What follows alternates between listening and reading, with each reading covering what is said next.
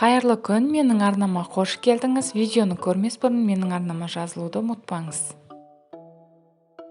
Бүгін сіздерге осындай жұмсақ шығатын кекстің жасалу жолын көрсететін боламын. Алдымен бізге керекті заттарды дайындап аламыз.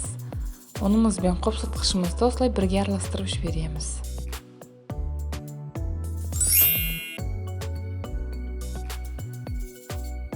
Ең алдымен жұмыртқамыз бен қантымызды салып, миксермен жақсылап араластырып аламыз.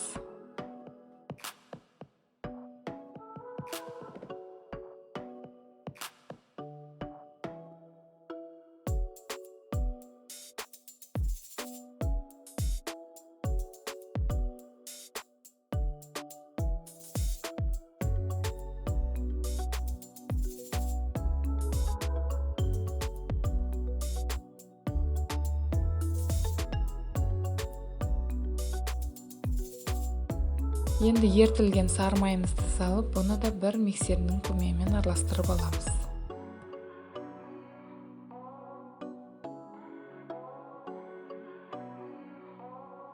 Енді сүтімізді құямыз. Сары майымыз бен сүтіміздің температурасы бөлменің температурасымен бірдей болғаны дұрыс.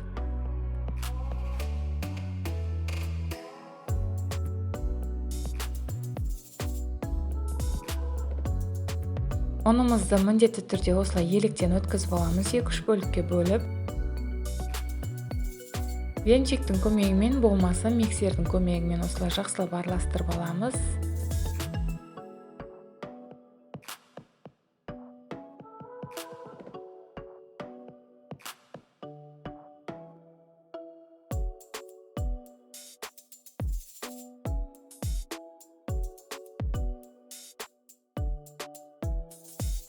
Ал енді қамырымыз дайын, формаға құятын боламыз. Егерде формаңыз кішкене үлкенде болса, 2,5 қасықтан құйсаңыз болады.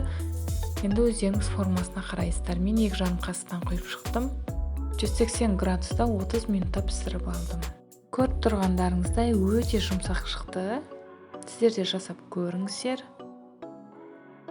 Жасап жатсаңыздар, менімен бөлісуді ұмытпаңыздар. Астарыңыз дәмді болсын. Сіздермен болған Айгерім Болысбек.